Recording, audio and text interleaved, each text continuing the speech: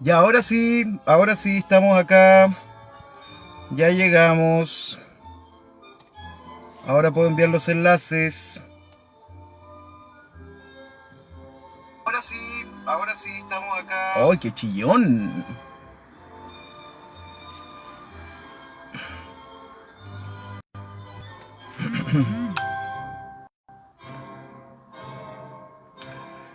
Ya, enlace de la clase. Ahí está. Total, nos queda un minuto todavía. Así que no se preocupen. Ya, ahí se va para allá. Ahí se va para allá. Y...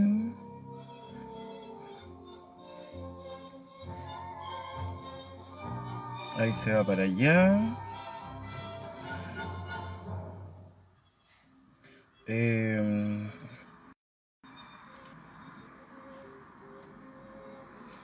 Deme un minutito. Estoy como día lunes, todo enredado.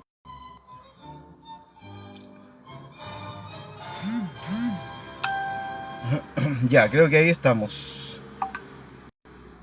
Eh, ya, ahí estamos con los enlaces enviados. Eh,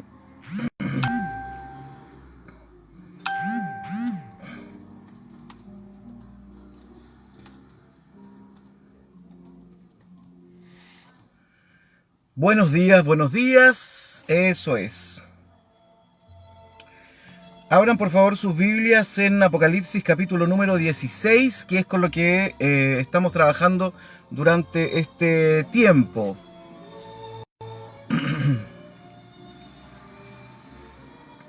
Ahí sí, vamos esperando que lleguen sus compañeros. Estamos haciendo este recorrido por el libro de Apocalipsis. Ya vamos a apagar la música. Ya comenzamos. Y se apaga el auto. Como día lunes estamos iniciando ya nuestra clase, nuestro curso.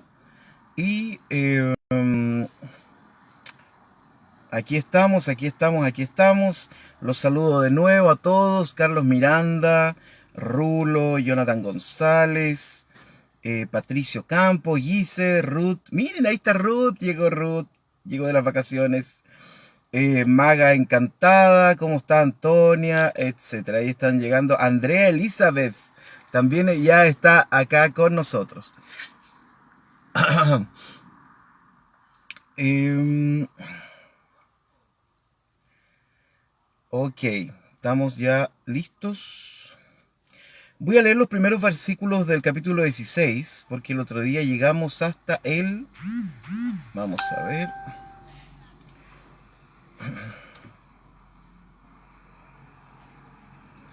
Vamos a ver, vamos a ver, vamos a ver. Que lo anoté aquí. Tararararam, tararararam, tararam, tan, tan. Estoy súper disperso hoy día. Ah, ya, llegamos hasta el 6, estamos bien. Buenos días, buenos días, buenos días, buenos días a todos. Saludos, abrazos cariñosos en esta mañana. Mario Herrera, ahí están llegando Ruth Bustamante, Bessie de México, Lulú Campos, ¿cómo estuvo el viaje por el sur, no? Lindas fotos. Gabriel Castillo, ¿cómo estás? Querido Gabriel, un abrazo, hermano y vecino, ¿no? Hermano y vecino.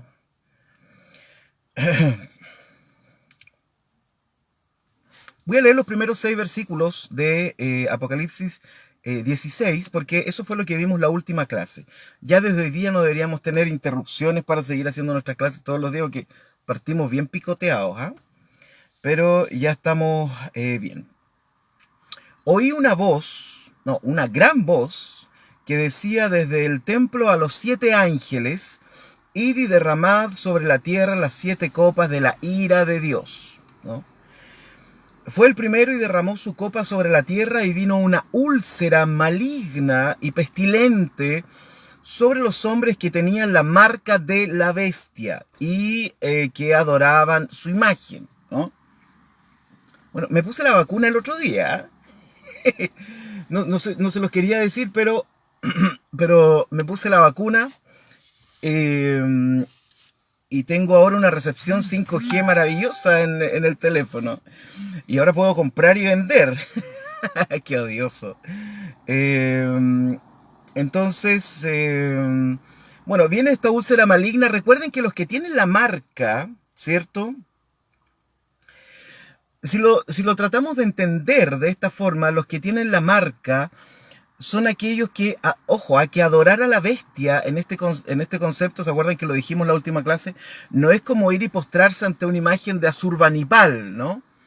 O una imagen de lo que sea, ¿no? No es eso, sino que significa de alguna forma en el libro de Apocalipsis que es no estar bajo el dominio de Dios, ¿no? Y en ese sentido, estar bajo el dominio de Dios significa, dame un minuto, por favor.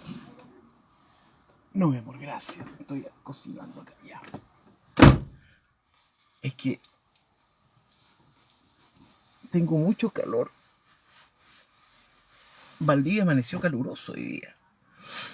Ay, aprovecho de limpiar mis lentes porque tampoco estoy viendo nada. Estoy como Mazú, estoy como los tenistas. Ahora sí los veo. Ah, ahí están.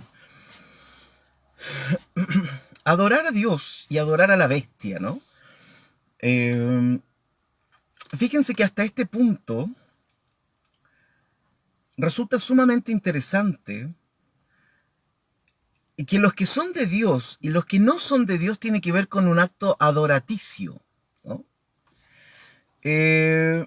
No tiene que ver con acciones específicas que alguien realice, sino que tiene que ver con el acto de adoración. Esta es una cuestión muy interesante, ¿no? Muy interesante.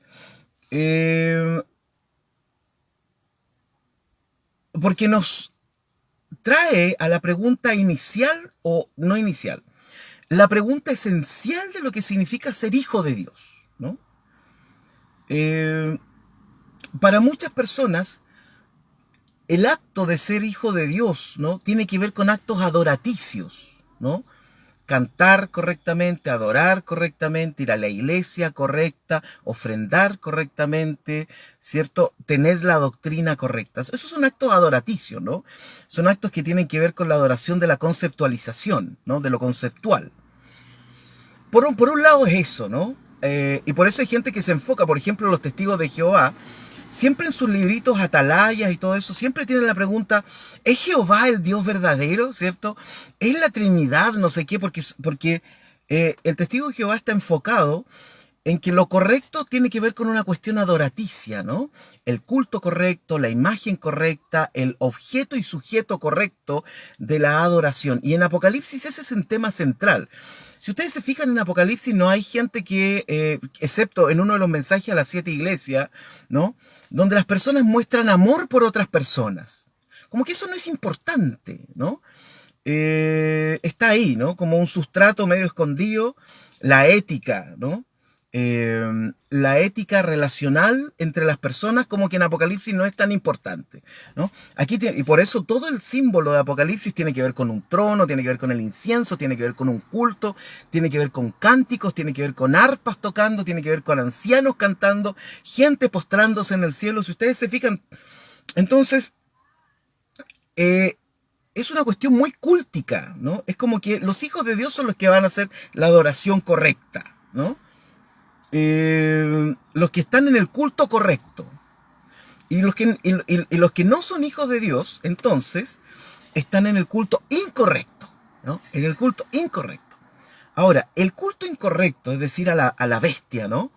No tiene que ver con una adoración así como explícita, sino que tiene que ver con seguir un sistema de vida, ¿no? Y ahí nosotros nuevamente nos enfocamos en esta cuestión de que Apocalipsis es dualista, ¿no? Es muy dualista. Como todos los Apocalipsis, de eso ya he hablado un montón. Entonces, viene el primer ángel, derrama su copa sobre la tierra y viene una úlcera maligna y pestilente, ¿no? Sobre los hombres que tenían la marca de la bestia. O sea, el que decidió no adorar a Dios, ¿cierto? Por lo tanto, aquí no hay términos medios, ¿no? Aquí, por ejemplo, el escritor de Apocalipsis no nos dice qué pasa con la gente que no se enteró de esto, ¿no? Estamos hablando de lo que ocurre, ¿cierto?, a orillas del mar Mediterráneo, pero tenemos un montón de gente que vive bastante lejos, por ejemplo, los que vivían acá en América, ¿no? Nadie se enteró de que existía esto. Pero para Juan es como que todo el mundo finalmente son los que adoran a Dios o son los que adoran a la bestia, como que no hay un término medio. Hay cristianos que les encanta eso, ¿ah? Hay personas que les encanta hablar en ese sentido, ¿no? O estás con Dios o estás con el diablo, ¿no? O estás en la iglesia o estás en el mundo. Por eso Apocalipsis cala profundamente en las mentes de tantos cristianos, porque les ayuda muchísimo en su propio dualismo existencial, ¿no? Bueno, entonces el que tuvo la imagen de la bestia, o la marca de la bestia, ¿cierto? Es decir, el que quiso, ¿se acuerdan en uno de los mensajes a la iglesia cuando hablábamos de que en una de las iglesias, no me acuerdo cuál, como que había una asociación de artesanos? Y resulta que para poder comprar carnecita en el mercado, etcétera, tenías que pertenecer como a esta organización, ¿no? Y además, por ejemplo, en aquellos tiempos, la carne que uno compraba en una ciudad, no siempre era así, pero era una cosa usual, estaba relacionada con el culto a, ¿no? Porque en aquel tiempo la religión, ¿cierto?, la economía, la sociedad en su conjunto, vivenciaban y experienciaban la religión como un todo, ¿no? Lo mismo que ocurría en Jerusalén. Ellos experimentaban la religión como un todo. O sea, entonces si tú querías comprarte un lomito, ¿cierto?, para comer con tus compañeros de Apocalipsis, pucha, lo más probable es que la carnicería que tuvieran más cerca era así como la carnicería de Apolo, ¿cierto? La carnicería de Afrodita, lo que sea, ¿no? Etcétera. Entonces, de alguna forma, muchas cosas que tú tenías que hacer en la vida diaria hace 2000 años, en estos lugares, donde imperaba, ¿cierto?, el imperio romano por un lado, y además cada tribu con su propia religión, o sea, prácticamente todo lo que tenías que hacer tenía que ver con un aspecto religioso. Entonces, comprar y vender era, de alguna manera, estar metido en ese sistema, ¿no? Y lo que propone Juan es que tú tienes que salirte de ese sistema. Pero ¿cuál es la razón fundamental? Porque yo no le puedo decir a alguien, mira, sálete del sistema. Como lo que pasó con este pastor allá en Colombia, creo que fue, hace muy poco, ¿no? Que le dijo a la gente que el Señor venía pronto, y la gente vendió su casa, vendió sus cosas y todo, y le depositaron la plata al pastor, y el pastor, el único raptado de esa iglesia fue el pastor, digamos, ¿no? Entonces, la única manera en que tú le puedes decir a alguien, mira, sálete del sistema, sálete de este sistema, recordemos, es un sistema en donde lo religioso es omnipresente. Entonces la única manera en que tú le puedes decir a alguien, mira, sálete del sistema, porque lo que le estás diciendo a una persona es, cambia tus dioses por este Dios. Si lo vemos desde un punto de vista antropológico, ¿cierto? Lo que le estás diciendo a alguien, mira, sálete de esa adoración, de todos esos dioses, etcétera, y pásate a esta otra religión, ¿ya? Ahora, la religión cristiana va a tener sus argumentos, va a tener su forma, pero es una cosa por otra, ¿no? Entonces alguien diría, pero ¿por qué me voy a pasar de aquí a acá? ¿Cuál es el sentido, no? Bueno, el sentido esencialmente era que prontamente iba a venir el caos, ¿no? Prontamente iba a venir el caos al mundo y el verdadero Dios se iba a manifestar, y por lo tanto lo mejor era que pudieras estar en la religión correcta. Eso me huele mucho a lo que pasa hoy día con muchas iglesias, ¿no? Pásate a la religión correcta, ¿no? Pásate a la religión correcta. ¿Y cuál es la religión correcta? ¿Cuál es? ¿Cuál es la espiritualidad correcta? Por ejemplo, todos quienes estamos aquí pertenecemos a alguna tradición, ¿no? Y lo más probable es que creamos que nuestra tradición es como la que se acerca más a lo que yo considero que es lo correcto, ¿no? Pues ninguno va a decir, mira, estoy en una religión que está equivocada. Bueno, quizás sí hay alguien que diga eso. Pero nadie dice eso, ¿no? Todos estamos en una tradición, no sé, los bautistas, aliancistas, pentecostales, lo que sea, luteranos, ¿cierto? Anglicanos, iglesia histórica, etcétera, católicos. Cada uno de alguna manera piensa que está en la religión indicada, ¿no? Que es la que más se acerca a la verdad, ¿no? No sé si alguien podría llegar a decir, estoy en la religión que es la verdad, ¿no? No, no sé, yo no podría decirlo, ¿no? Eh, Porque la verdad en la Biblia no tiene que ver con estar en una religión. Bueno, entonces, eso quería decir. Versículo número 3. El segundo ángel derramó su copa sobre el mar y éste se convirtió en sangre como de muerto y murió todo ser vivo que había en el mar. Ya hablamos acerca de eso y de por qué los seres vivos del mar también tenían que morir, ¿no? Eh, el tercer ángel derramó su copa sobre los ríos y sobre las fuentes de las aguas y se convirtieron en sangre, ¿no? Ríos y aguas ya venían sufriendo hace rato, ¿no? Se habían convertido en jengibre, no, no, ajenjo, porque el jengibre es rico, po. Eh, entonces se habían convertido en ajenjo, ¿no? Eh, y por lo tanto se habían convertido en sangre, se habían convertido en ajenjo, le había caído un meteoro, se habían transformado en aguas amargas, etcétera. O sea, los ríos, los mares, todo sufrió muchísimo, ¿no? Y ahora viene otro ángel que derrama y convierte el agua en sangre de nuevo. Todo, si ustedes se fijan, todas estas son reminiscencias del Éxodo, ¿no?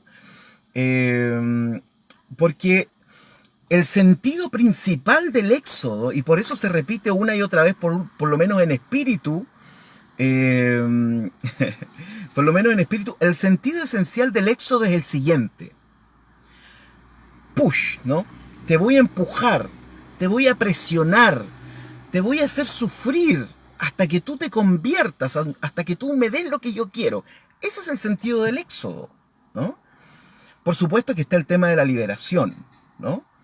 Pero el sentido esencial del éxodo es que Dios te va a empujar hasta que te arrepientas. El sentido del Apocalipsis es el mismo y lo vamos a ir viendo constantemente. Porque una y otra vez el escritor de Apocalipsis dice, mira, se quemaron, se ulceraron, se murieron, los picaron bichos de todo tipo, estuvieron enfermos tantos meses y no se arrepintieron. Y una y otra vez el escritor de Apocalipsis dice, y no se arrepintieron, ¿no? Ese es el sentido de las plagas, ¿no? Y por eso las plagas van increciendo, ¿no? Por eso en Apocalipsis las plagas van como creciendo. Cada vez son más. ¿Se acuerdan que en las copas de la ira creo que eran las tres cuartas partes del mar, las tres cuartas partes de los ríos, las tres cuartas partes de la tierra, de los árboles? Ahora es todo, ¿no? Todo el agua de los mares, todo va como increciendo en Apocalipsis, es decir, la presión va aumentando y por eso el escritor dice a cada rato, y no se arrepintieron, ¿cierto? O blasfemaron, ¿no? Porque una cosa es no arrepentirse, otra cosa es blasfemar. Ese es el sentido de las plagas, ¿no? Más que ser pedagógicas, las plagas son una especie de empujarte para que de tal manera tomes conciencia. El problema es que las personas no toman conciencia por las plagas. Hay gente que sí. Hay gente que les ocurre algo malo y toman conciencia, pero no son muchos, ¿no? Pueden racionalizar las experiencias, pero racionalizar una experiencia no es lo mismo que tomar conciencia de una experiencia, ¿no? Porque cuando uno toma conciencia de una experiencia, uno cambia. Cuando uno racionaliza una experiencia, uno no cambia. Así de simple, ¿no? Cuando uno racionaliza una experiencia, ¿cierto? Ahora entiendo, ¿cierto? No necesariamente esa racionalización propenderá hacia una sanidad, ¿no? Ahora se entiende nomás. Pero tomar conciencia significa, de alguna manera, que tú también te pones en el lugar del otro. Y cuando ocurre eso, entonces ese tomar conciencia se transforma en un acto de sanidad, ¿no? De ahí que el cristianismo, por ejemplo, no solo es un razonamiento acerca de Dios, sino que es una experiencia de tomar conciencia acerca de Él. Bueno, sigamos. Versículo 5.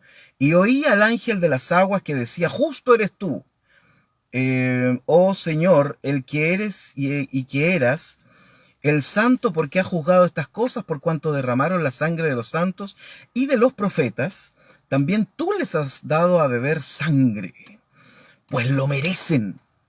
¿Ah? Mm, y también oí a otro ángel que desde el altar decía, ciertamente, Señor Dios Todopoderoso, tus juicios son verdaderos y justos. Y dijimos que este fue un tres versículos, ¿cierto? Eh, dos versículos, no, tres versículos, que están puestos aquí como una especie de explicación, ¿no? Es como que Juan está diciendo, oye, esta cosa se puso crítica, ¿no? Se puso compleja, aquí está muriendo todo, ¿no? Entonces, es como que Juan dice, ¿sabes qué? Por si las moscas, vamos a colocar una explicación cortita entre las copas de la ira para que el lector no se olvide que entre tanta catástrofe, entre tanta muerte, entre tanta úlcera pestilente, entre tanto caos, no se olvide el lector que todo este caos, esta muerte, este cataclismo, tiene que ver con la justicia de Dios. Entonces, el escritor es como que dijo, ¿saben qué? Vamos a colocar algo porque quizás alguien puede decir, pucha, que se nos viene mal a la mano, ¿no? Entonces, y coloca esto aquí, ¿no? Y dice, justo, y oí al ángel de las aguas que decía, justo eres tú, oh Señor. Porque si son todas las aguas del mundo, ¿cierto? ¿Y qué pasa con los que no se enteraron? Los que vivían en América, ¿no? Y que también el agua se les convirtió en sangre y ellos no tenían idea de lo que estaba pasando en el Mediterráneo, ¿no? En la costa oriental del Mediterráneo, o en la media luna fértil, como dicen los que saben. Justo eres tú, oh Señor, el que eres y el que eras, el santo, ¿no? Porque has juzgado estas cosas. Por cuanto derramaron la sangre, y aquí está la explicación. Esta es la explicación que da Juan de por qué viene todo este cataclismo. Y fíjense que este cataclismo, toda esta mortandad que se viene, es porque los malos derramaron la sangre de los santos y de los profetas. También tú les has dado a beber sangre, pues lo merecen, ¿no? Eh, Está saliendo efectivamente Metatron por acá a mi derecha. Eh, tararán, y voy a tapar esa luz. ¿Dónde está? Miren, ahí, ahí.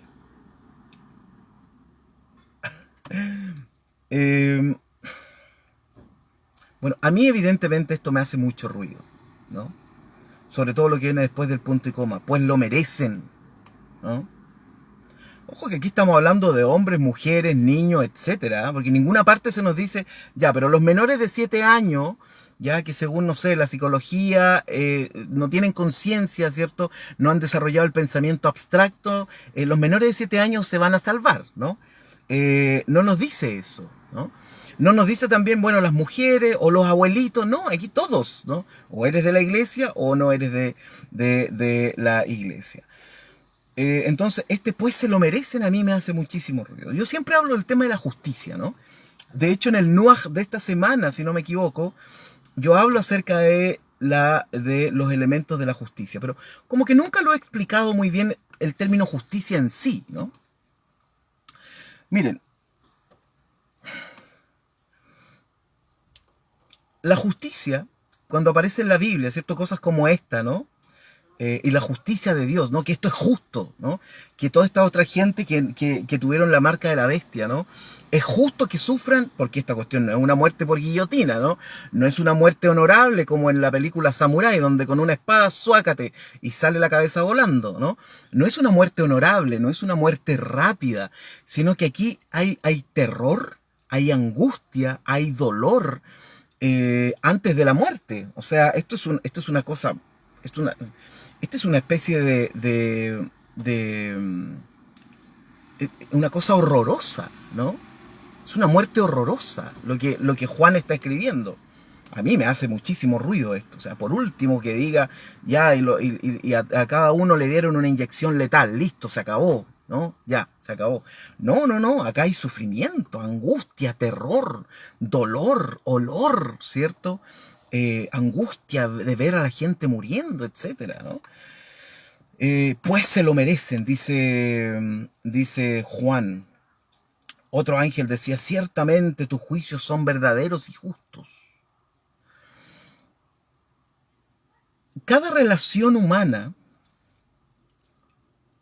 es una... Porque cuando pensamos en justicia siempre pensamos en términos como de... justicia pensamos en términos de tribunal, ¿no? La justicia, de alguna manera, es la relación compensatoria que un ser humano tiene con otro. Escríbalo ahí en su libreta. La justicia es la relación de compensación que un ser humano tiene con otro. A esa relación que siempre está en tensión se le llama justicia. Todos nosotros tenemos relaciones de compensación. Todos, ¿no? Es una especie de transacción.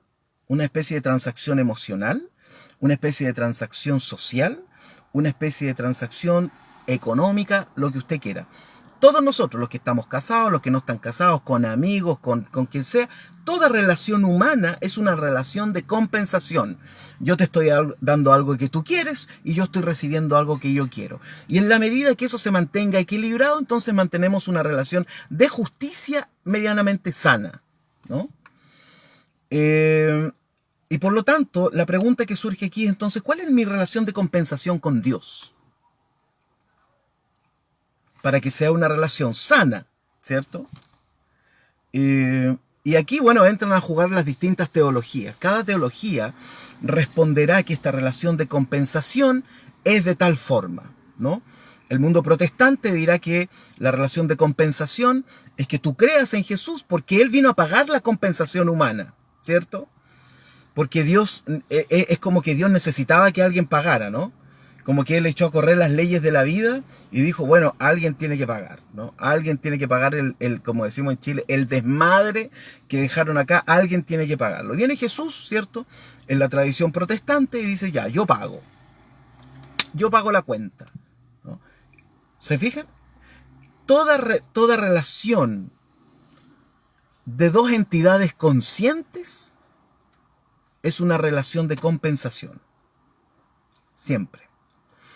Cuando esta relación de compensación se quiebra, entonces estamos ante un conflicto.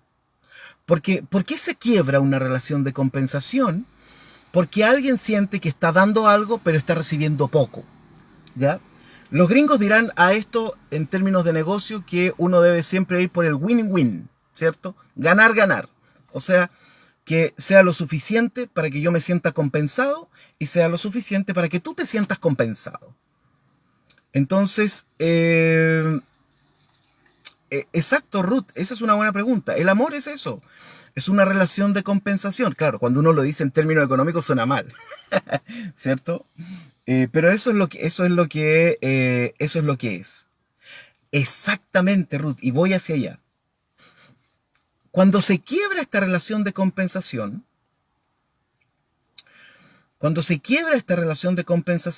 entonces alguien tiene que equilibrar esto. En el caso de la tradición protestante, quien logra el equilibrio, ¿cierto?, será la muerte expiatoria de Jesús, ¿ya? Y ahí entonces Dios, de alguna forma dice, listo, ya, se pagó la cuenta, ¿no? Y por lo tanto a los deudores lo único que les queda es creer en Jesús, ¿cierto?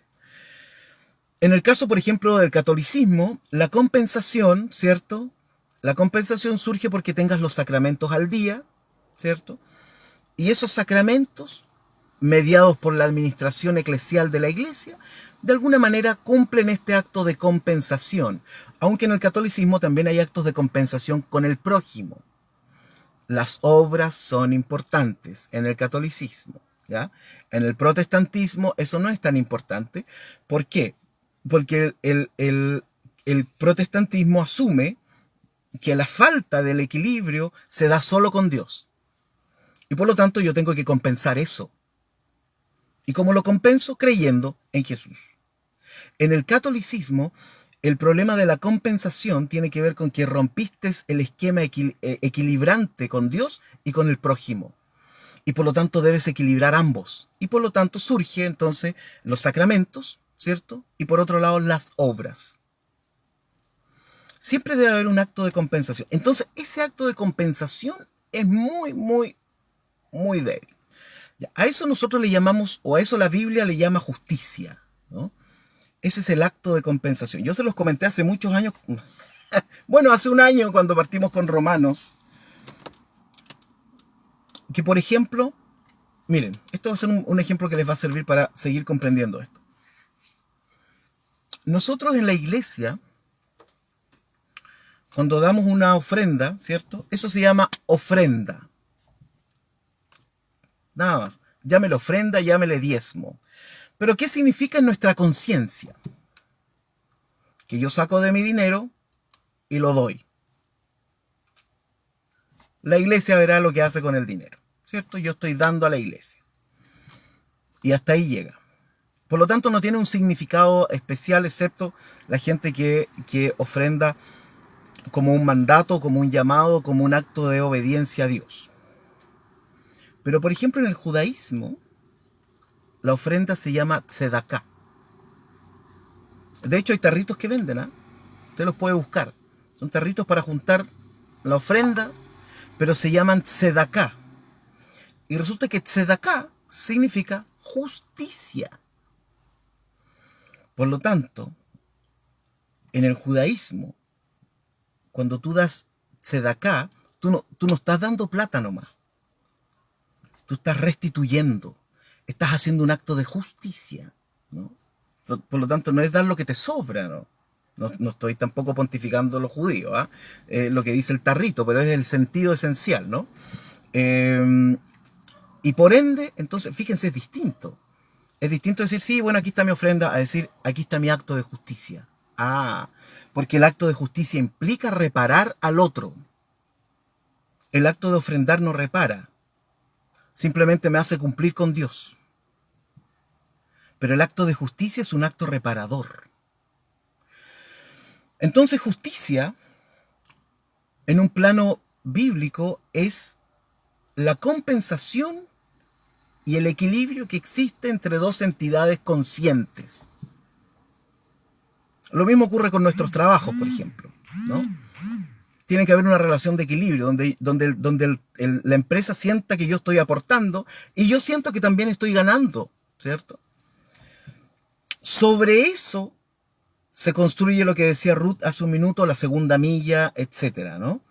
Y por eso la Biblia habla constantemente de las infinitas misericordias de Dios, porque nosotros no alcanzamos a compensar.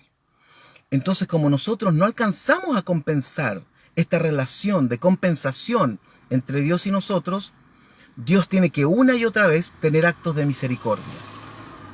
Una y otra vez tiene que tener actos de misericordia. Él mismo compensa de alguna manera.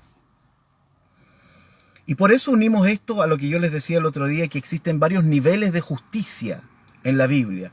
Justicia retributiva, ¿cierto? Yo le doy al otro lo que se merece.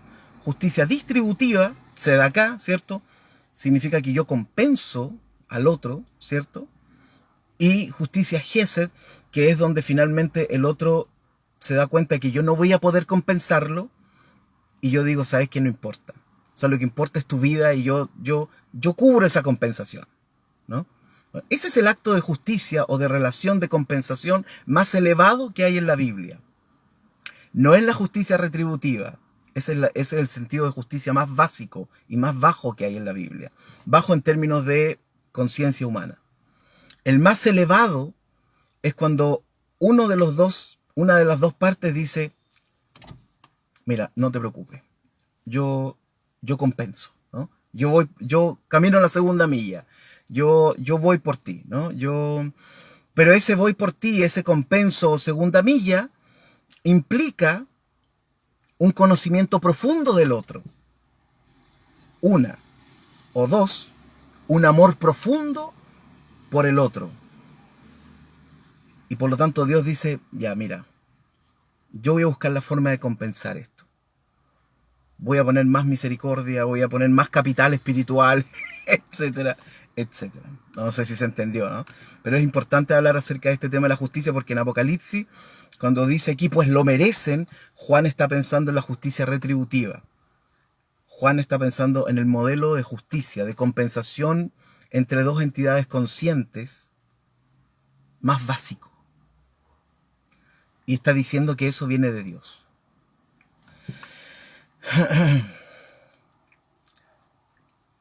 Sigamos. El cuarto ángel, versículo 8. El cuarto ángel derramó su copa sobre el sol, el cual fue dado quemar a los hombres con fuego.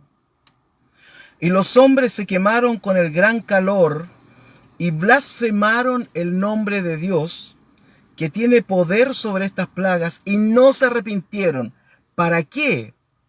¿Para qué se tendrían que arrepentir? Y lo dice, para darle gloria. ¿Se fijan? Juan tiene una idea, un concepto es como, púchame, yo sé que me van a criticar con esto, ¿ya? Pero es como muy testigo de Jehová Juan hasta aquí, ¿no? La adoración correcta, el nombre correcto, el cántico correcto, ¿no? Entonces, fíjense, vienen todas estas plagas aquí sobre los hombres y él lo que espera es que ellos le den gloria a Dios, que se arrepientan y le den gloria a Dios. Pero cuando una persona está sometida a una presión como esta, la cual yo no me logro imaginar,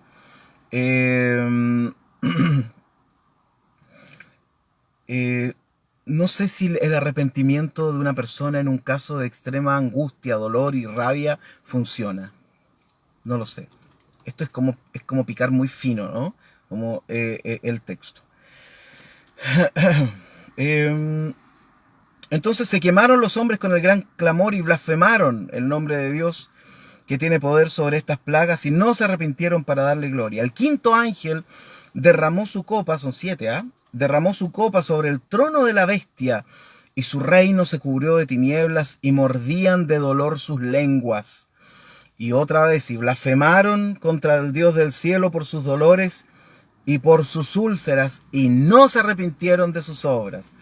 Como que Juan está diciendo, miren, les va a pasar todo esto, pero no se van a arrepentir igual, ¿no? Como que Juan está diciendo, mira, ya le vamos a dar una oportunidad, ¿ya? Pero esta oportunidad tiene que ver con dolor, con sangre, con angustia.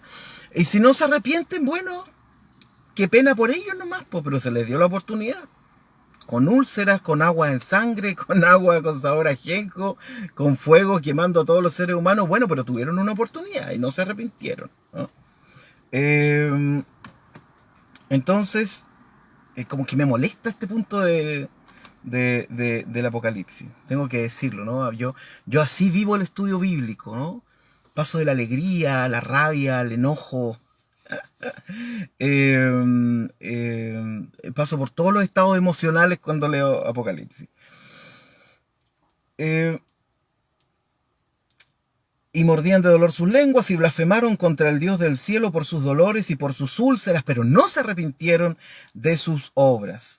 El sexto ángel derramó su copa sobre el gran río Éufrates. Ojo, que aquí la cosa se pone muy interesante. Y el agua de este se secó para que estuviese preparado el camino para los reyes del oriente, ¿no? Y vi salir de la boca del dragón y de la boca de la bestia y de la boca del falso profeta, ¿cierto? La falsa trinidad esta, 3 espíritus inmundos a manera de ranas, pues son espíritus de demonios que hacen señales y van a los reyes de la tierra en todo el mundo para reunirlos a la batalla de aquel gran día del Dios Todopoderoso. Lulu Campos dice, perdón, alguien más había escrito antes, Mario dice, Juan demuestra que el que no tiene a Dios es duro de corazón.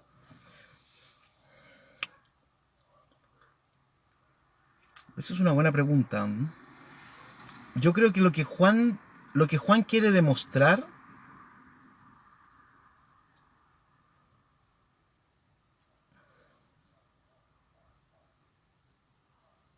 Lo que pasa es que en un contexto de dolor, que son contextos extremos, las decisiones también son extremas. Estamos en un plano fuera de la realidad, ¿no? Estamos en un plano totalmente fuera de la cotidianeidad, ¿no? Yo creo que más que Juan quiera demostrar que el ser humano es duro de corazón, lo que Juan quiere demostrar es que igual hay oportunidad para el arrepentimiento. El problema es que estas oportunidades están plagadas de horrores, desde mi perspectiva, ¿no? Lo que yo creo que Juan quiere decir, porque Juan, fíjense, Juan transmite el enojo, ¿eh? Transmite la bronca, transmite la rabia. Entonces lo que Juan yo creo que quiere decir, y por eso colocó la explicación un poquito antes de que Dios es justo y que justos son tus juicios, etcétera. Yo creo que lo que Juan quiere mostrar es que todos estos que están persiguiendo la iglesia van a sufrir lo indecible, pero ese sufrimiento no los va a llevar al arrepentimiento. Pero como sea, va a ser como una segunda oportunidad, ¿no? Y no se arrepentirán. Es lo mismo que siempre nos contaron a nosotros, ¿no? De que cuando vengan los 3 años de no sé qué, los 3 años y medio de no sé cuánto, entonces nosotros los cristianos que se hayan quedado, que no se hayan ido en el rapto, van a tener una oportunidad, ¿cierto? Van a tener una oportunidad de arrepentirse, pero va a ser bajo muerte, ¿no? Van a decir, sí, yo creo en Jesús y ¡fa! Viene la muerte, ¿no? Es como que, y eso en toda la teoría del rapto y todo eso, ¿no? Viene como... Entonces en Juan está como eso, ¿no?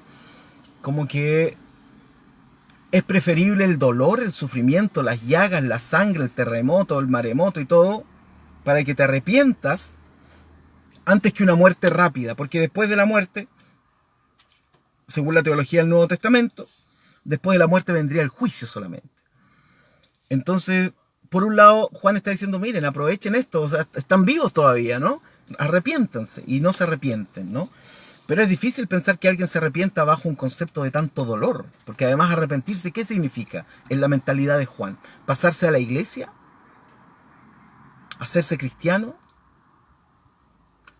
es complejo.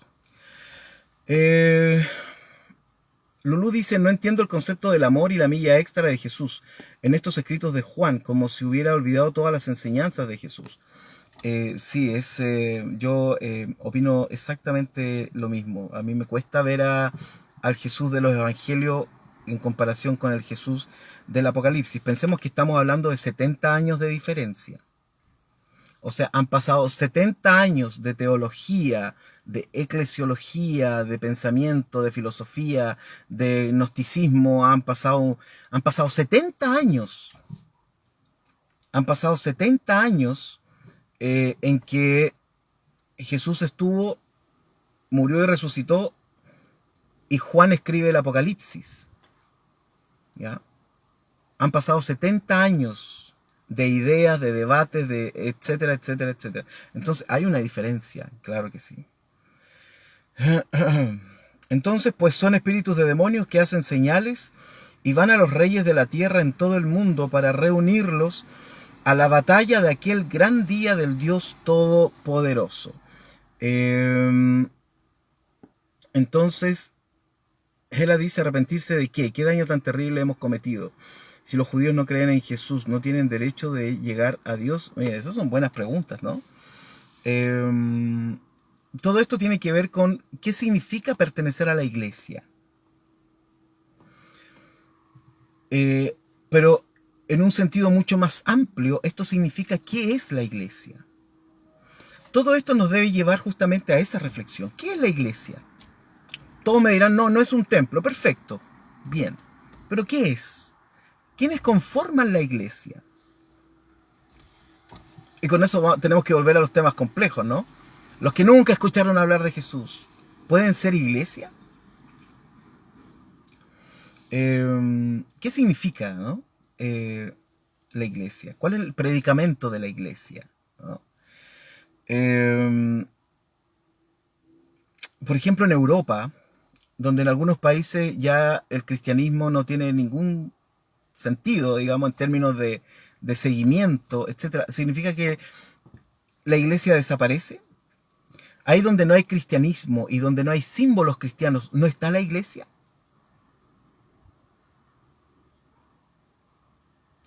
Esa es una pregunta para ustedes también, ¿cierto?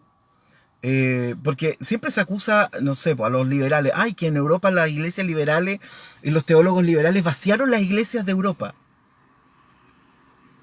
¿Pero significa que la iglesia desaparece? Si dejamos de ocupar nuestro lenguaje religioso, todo nuestro lenguaje religioso, todos nuestros conceptos, ¿la iglesia desaparece? Yo creo que no. Pero cuando pensamos que la iglesia está íntimamente asociada a símbolos y conceptos, claro, esa iglesia desaparece. Porque te sacan religión de los colegios, o te pueden sacar la cruz de tu polera, de tu aro, de tu collar, te sacan el lenguaje de Dios, ¿cierto? Sacan el lenguaje de Jesús, etcétera. Y si desaparece todo eso, la iglesia ya no existe. O sea, la iglesia se fundamenta en conceptos.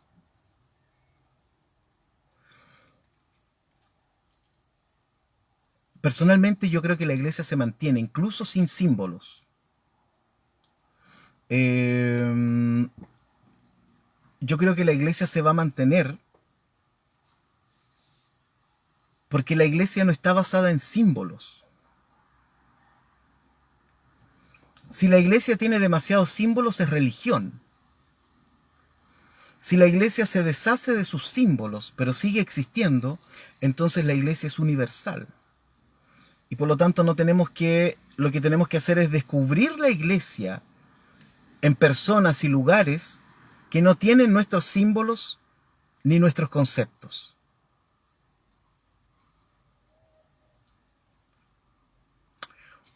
Ayer a la noche leía el mensaje del diálogo de Jesús con la mujer samaritana, ¿no? Y los verdaderos adoradores son los que lo hacen en espíritu y en verdad. Yo sé que en verdad muchos van a decir, ah, pero ahí están los conceptos, ahí están los símbolos. Bueno, para mí no, en realidad. Eh, entonces, ahí cuando dicen, no, es que la iglesia y no sé qué, y los símbolos y no sé cuánto, y ahí ya. Cuando se habla de la persecución de la iglesia, ¿lo que se está persiguiendo es el espíritu de la iglesia o son los símbolos de la iglesia? Tenemos que tenerlo muy, muy claro, creo yo. La iglesia es como el espíritu, ¿no? Eh, la iglesia es como el espíritu, por lo tanto se mueve, está presente en todo el mundo. Jünger Molman lo dijo, el espíritu de la vida, ¿no? El espíritu de la vida se mueve, está presente. No necesito los mismos símbolos, ¿no? No necesito los mismos símbolos. Los símbolos son símbolos que me sirven como una identificación entre quienes tenemos los mismos símbolos. Ah, tú eres cristiano porque usas una cruz. Bien. Por eso los mesiánicos cometen el garrafal error, pero que lo hacen otros también. Con esto me voy a alargar, así que vamos a llegar hasta aquí con ese versículo, el versículo 16 creo que fue. Ah, no, el versículo 15. Ah, no, el versículo 14. Eh, los mesiánicos cometen el error horror de pensar que si tú pronuncias mal el nombre de Jesús, entonces estás equivocado. Bueno, ese es el extremo. O sea, para ellos la iglesia, ¿cierto? Tiene que ver con una hiperconceptualización de decir el nombre correctamente. Si lo dicen mal, estás equivocado. ¿Ya? Si dices Jehová, entonces estás en error, estás en la iglesia equivocada, ¿no? Tienes que decir Yahvé o Adonai, no lo sé. ¿Ya? Bueno, eso ocurre. La iglesia no está atada a los símbolos ni los conceptos sobre los cuales hemos construido la misma iglesia.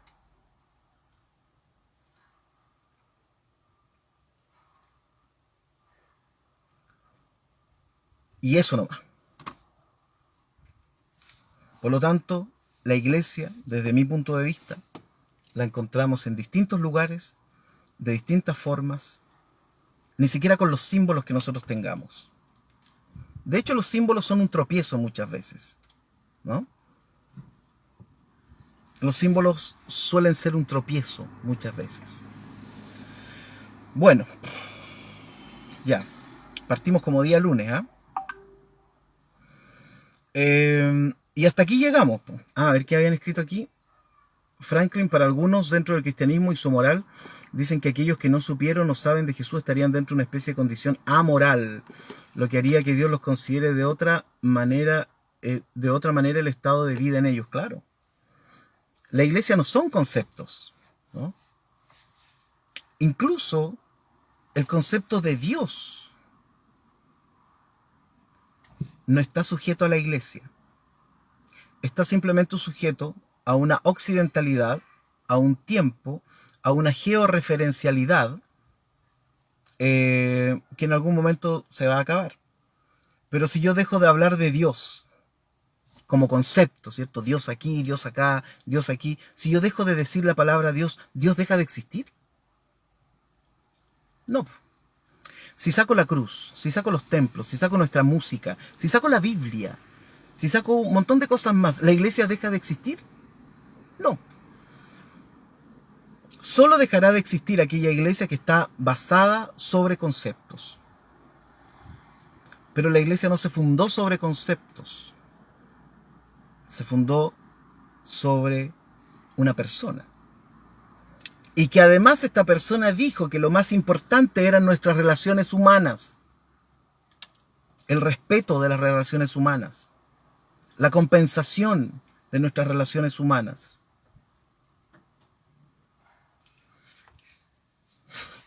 Bueno, me parece que son cosas importantes que hay que decir mientras vamos avanzando por el libro de Apocalipsis.